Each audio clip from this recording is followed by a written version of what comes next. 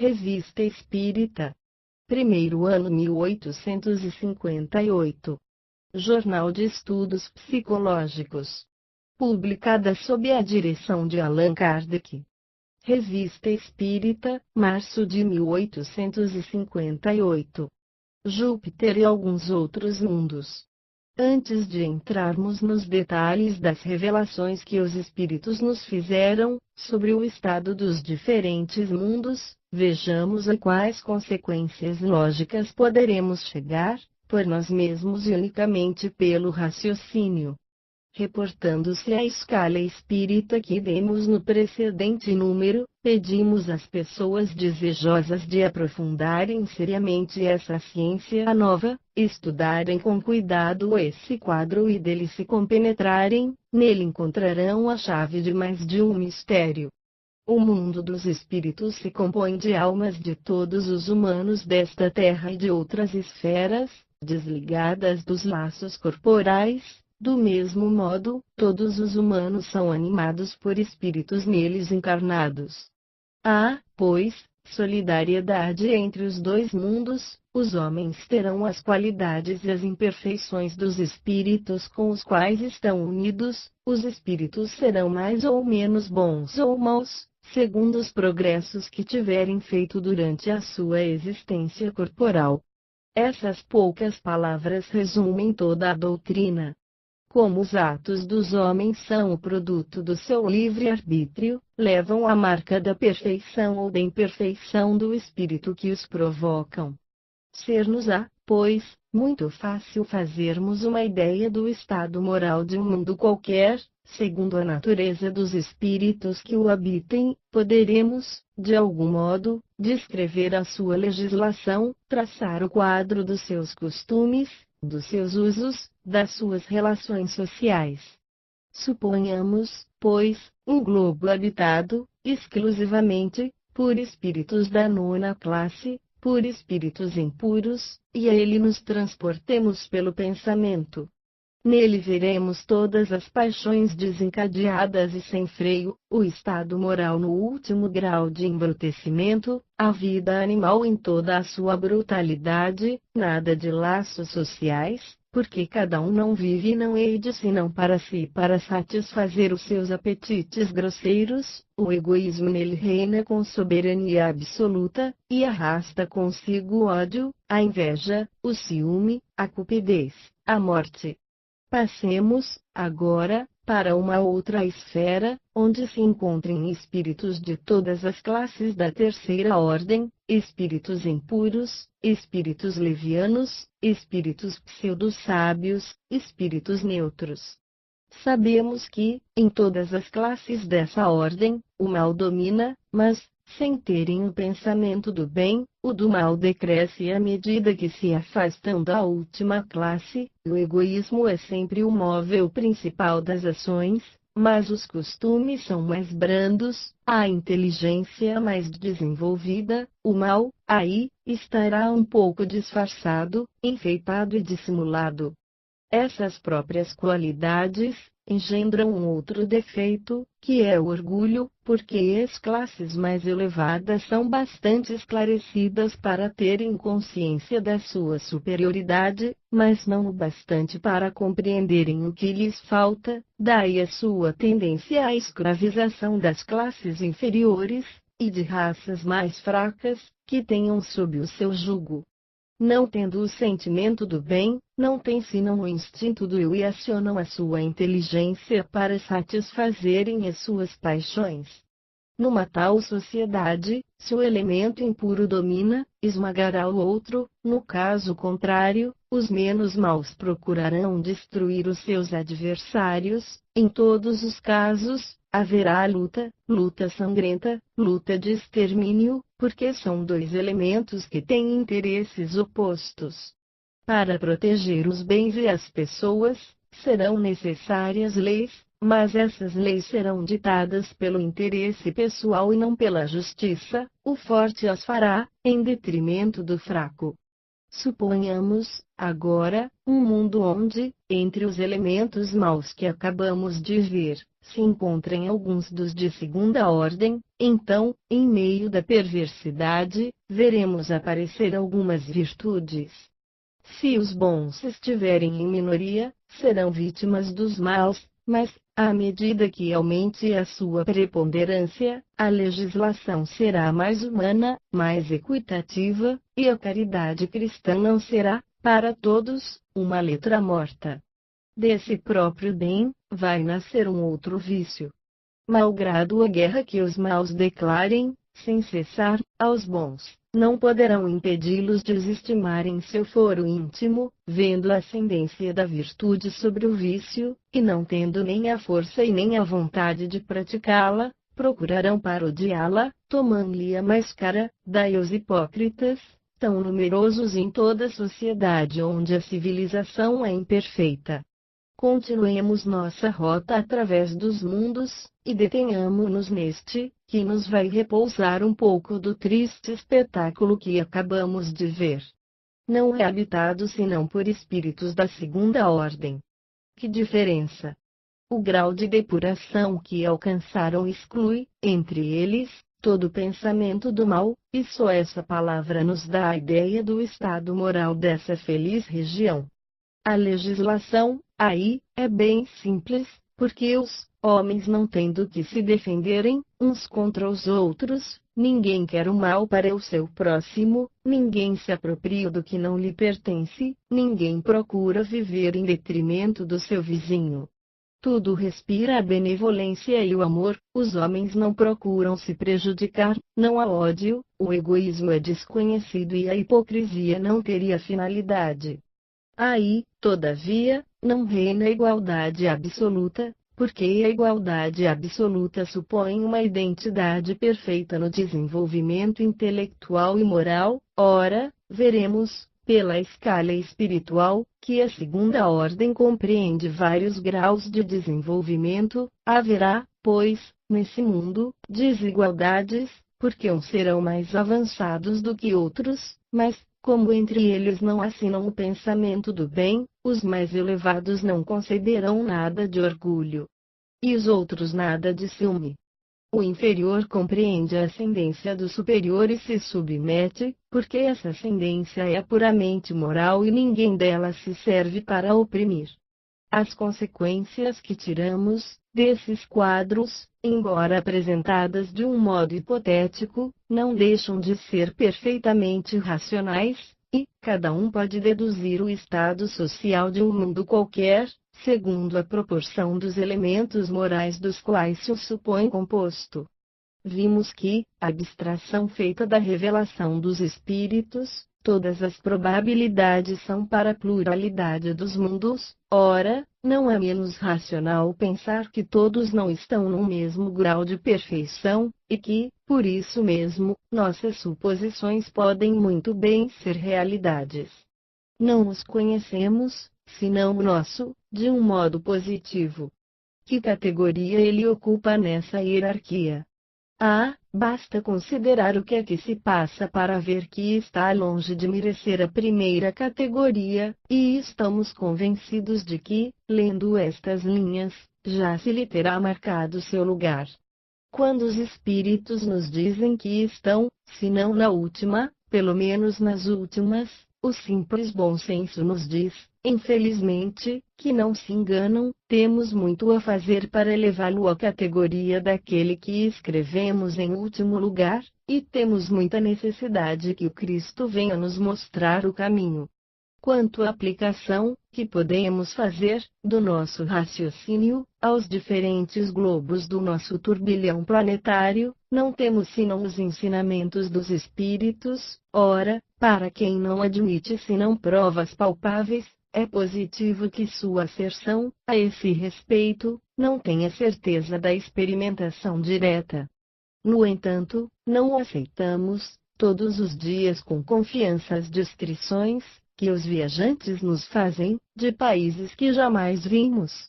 Se nós não devêssemos crer senão por nossos olhos, não creríamos em grande coisa.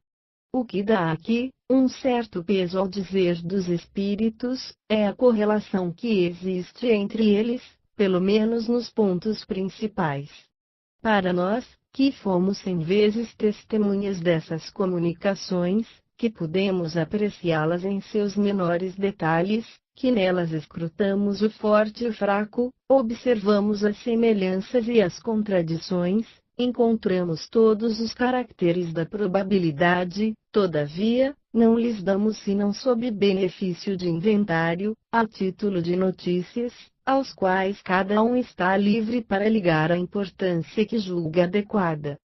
Segundo os espíritos, o planeta Marte seria ainda menos avançado do que a Terra, os espíritos que nele estão encarnados pareceriam pertencer, quase exclusivamente, à nona classe, a dos espíritos impuros, de sorte que o primeiro quadro, que demos acima, seria a imagem desse mundo. Vários outros pequenos globos estão, com algumas nuances, na mesma categoria. A Terra viria em seguida, a maioria de seus habitantes pertence, incontestavelmente, a todas as classes da terceira ordem, e a parte menor às últimas classes da segunda ordem. Os espíritos superiores, os da segunda e da terceira classe, nela cumprem, algumas vezes, uma missão de civilização e progresso, e são exceções. Mercúrio e Saturno vêm depois da Terra. A superioridade numérica de bons espíritos lhes dá preponderância sobre os espíritos inferiores, do que resulta uma ordem social mais perfeita, relações menos egoístas, e, por consequência, uma condição de existência mais feliz. A Lua e Vênus estão quase no mesmo grau e, sob todos os aspectos, mais avançados do que Mercúrio e Saturno. Juno é o nome de uma divindade itálica.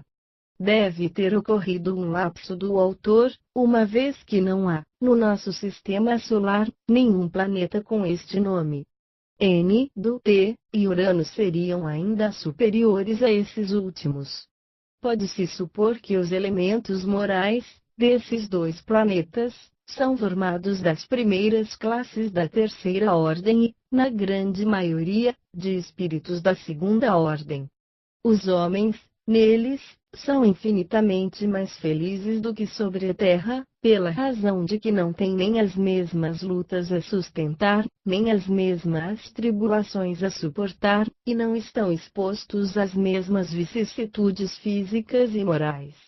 De todos os planetas, o mais avançado, sob todos os aspectos, é Júpiter. Ali, é o reino exclusivo do bem e da justiça, porque não há senão bons espíritos. Pode-se fazer uma ideia do feliz estado dos seus habitantes pelo quadro que demos do mundo habitado sem a participação dos espíritos da segunda ordem. A superioridade de Júpiter não está somente no estado moral dos seus habitantes, está, também, na sua constituição física. Eis a descrição que nos foi dada, desse mundo privilegiado, onde encontramos a maioria dos homens de bem que honraram nossa terra pelas suas virtudes e seus talentos. A conformação dos corpos é quase a mesma desse mundo, mas é menos material, menos densa e de uma maior leveza específica.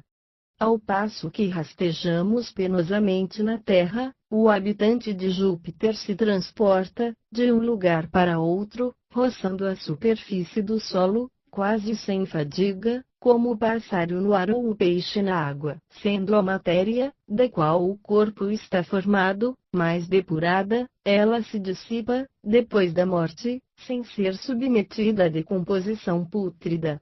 Ali não existe a maioria das enfermidades que nos afligem, sobretudo aquelas que têm sua fonte nos excessos de todos os gêneros e na desordem causada pelas paixões.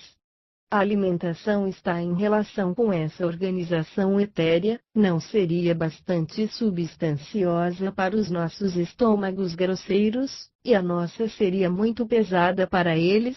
Ela se compõe de frutas e plantas, e, aliás, aurem, de algum modo, a maior parte do meio ambiente do qual aspiram as emanações nutritivas.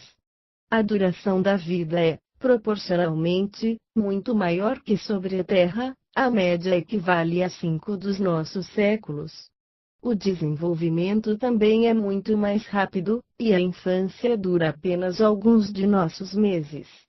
Sob esse envoltório leve, os espíritos se desligam facilmente e entram em comunicação recíproca unicamente pelo pensamento, sem excluir, todavia, a linguagem articulada. Também à segunda vista é, para a maioria, uma faculdade permanente. Seu estado normal pode ser comparado ao dos nossos sonâmbulos lúcidos, é também porque se manifestam, a nós, mais facilmente do que aqueles que estão encarnados em mundos mais grosseiros e mais materiais. A intuição que têm do futuro, a segurança que lhes dá uma consciência isenta de remorsos, fazem com que a morte não lhes cause nenhuma apreensão, veem-na chegar sem medo e como uma simples transformação. Os animais não estão excluídos desse estado progressivo, sem se aproximarem, entretanto, do homem, mesmo sob o aspecto físico. Seus corpos, mais materiais, ligam-se ao solo, como nós à terra. Sua inteligência é mais desenvolvida do que nos nossos, a estrutura dos seus membros se dobra a todas as exigências do trabalho, são encarregados da execução de obras manuais. São os servidores e os operários. As ocupações dos homens são puramente intelectuais. O homem é, para eles, uma divindade, mas uma divindade tutelar que jamais abusa do seu poder para oprimi-los. Os espíritos que habitam Júpiter, geralmente, se comprazem, quando querem se comunicar conosco na descrição do seu planeta, e quando se lhes pergunta a razão, respondem que é a fim de nos inspirar amor ao bem pela esperança de, para lá, ir um dia. Foi com esse objetivo que um deles, que viveu na Terra com o nome de Bernard de Palissy, o célebre oleiro do 16º século, empreendeu, espontaneamente sem ser solicitado para isso, uma série de desenhos tão notáveis, tanto pela sua singularidade quanto pelo talento da execução, e destinado a nos dar a conhecer, até nos menores detalhes, esse mundo tão estranho e tão novo para nós.